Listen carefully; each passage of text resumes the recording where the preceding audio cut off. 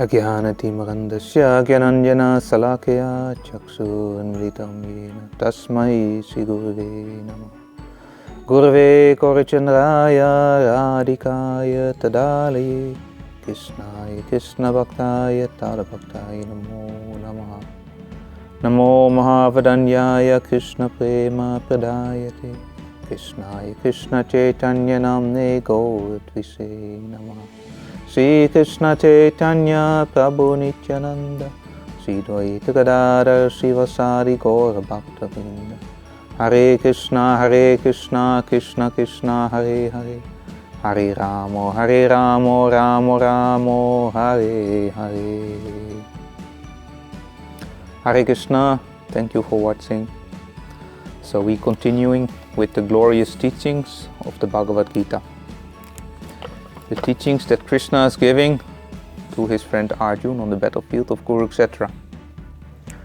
So just a little reminder, we have spoken about the first foundation Krishna gave to Arjuna. Oh, Arjuna was so much in confusion. He had to start a fight with relatives, like his uncle was on the other side, and also his his teacher, Acharya. So in this way he became so weak. How can I even fight with them? I have so much affection for them.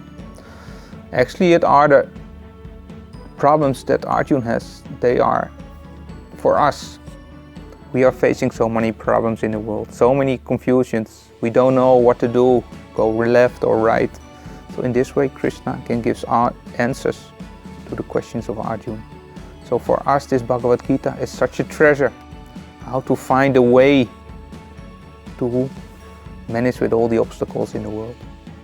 So in this way, many great personalities, many learned persons also, they found their relief, their answers in the Bhagavad Gita.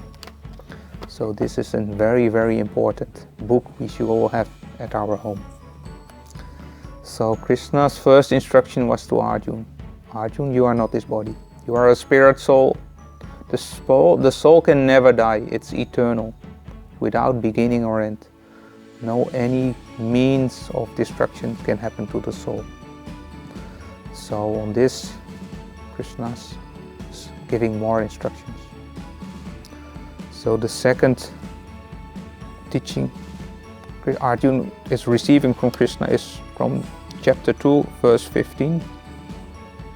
Yamina vyatyayanti ete purusham purushasabha samaduka sukam dhiram somir tatvayat kalpate.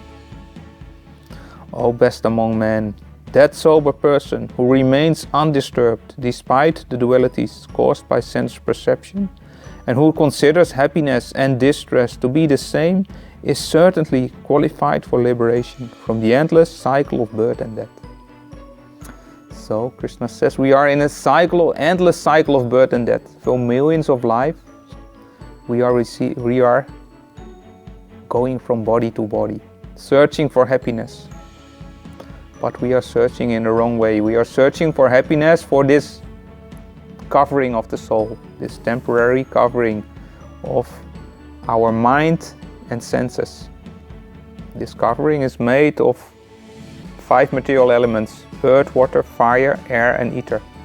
And a subtle body inside is covering the soul, made of false ego, mind and intelligence.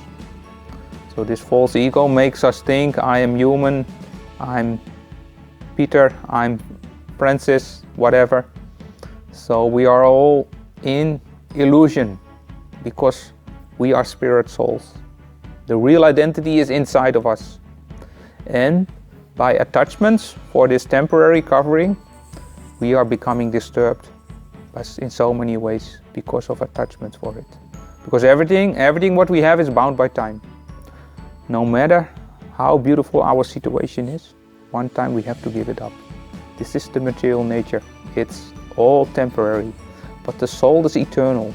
Actually, the soul does not belong in this world. It's made of pure transcendental love. And if we can realize this love, this transcendental nature, we can enter into the spiritual realm. That's why Krishna says, try to find your real identity inside. Then you will not be becoming disturbed. Doesn't matter how much happiness comes in this material creation, you have no interest. It's not even come close to the happiness of the soul inside. If I found a piece of gold in the street, it makes no difference. I'm not starting to jump. This is what Krishna says. You consider happiness and distress to be the same, because you are realizing something what is much higher. So this is the great gift what we have, this human form of life. We can search for these important questions. Who am I? What is the meaning of life? Why I'm here? How to come out of this cycle of birth and death? Animals only thinking of eating, sleeping, defending, meeting. But a human has a higher consciousness.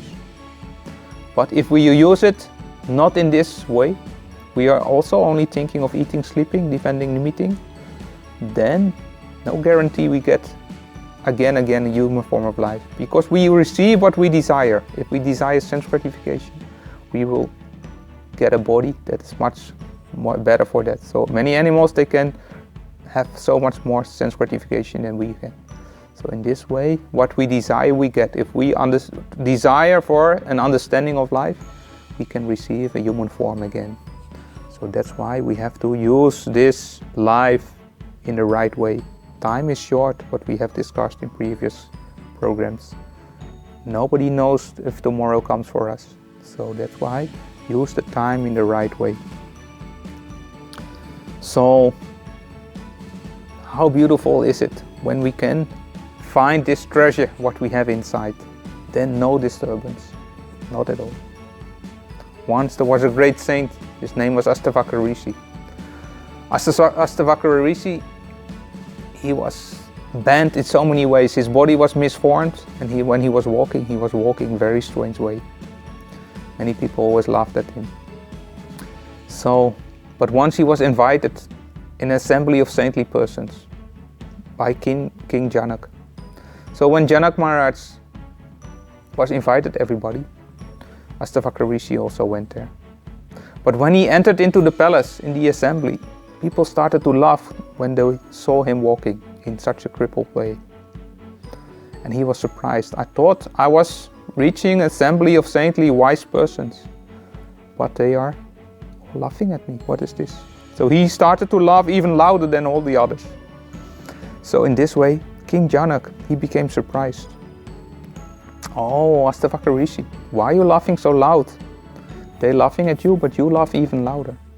And then Astavakra Rishi, he was saying, yes, I'm laughing because I thought I am invited in an assembly of saintly wise persons.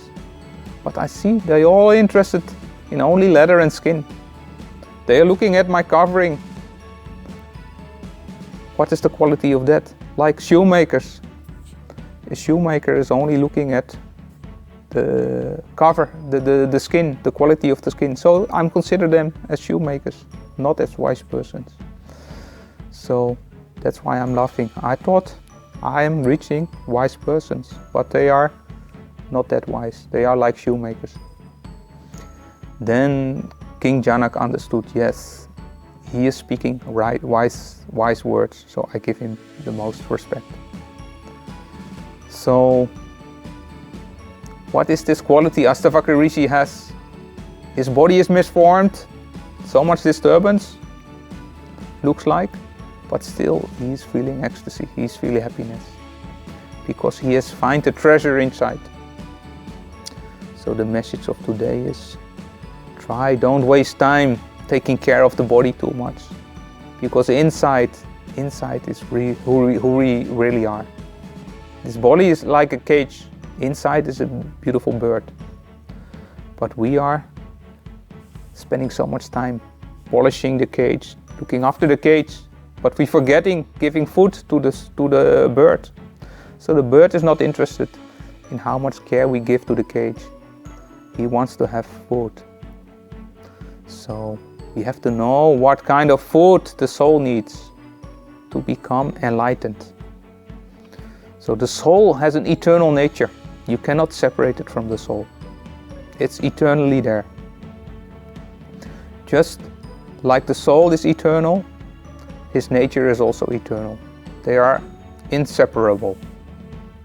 But sometimes it can be covered. You cannot see this nature. It's there, but it is covered. Just like the nature of water, it always wants to flow to lower parts. You cannot separate this nature from water. It's always connected to water. But sometimes water can become ice. And when water becomes ice, you cannot see this nature. It's there, but it's covered. So in the same way, when the water melts, again this nature manifests.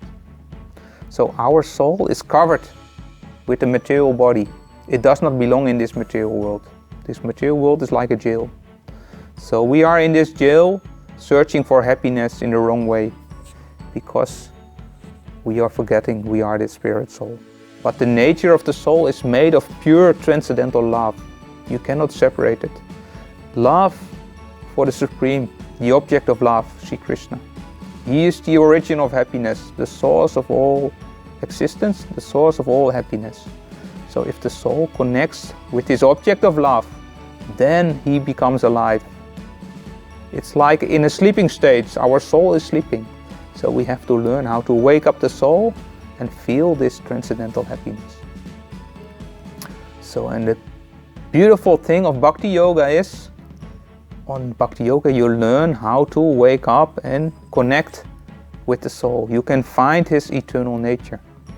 The soul has a beautiful spiritual body, and in this spiritual body he can serve the Lord in loving pastimes in the transcendental world. So in this way, you can, in this life, you can realize transcendental happiness. Bhakti Yoga is not a process, and at the end, at the time of death, you realize if you did the right thing or not.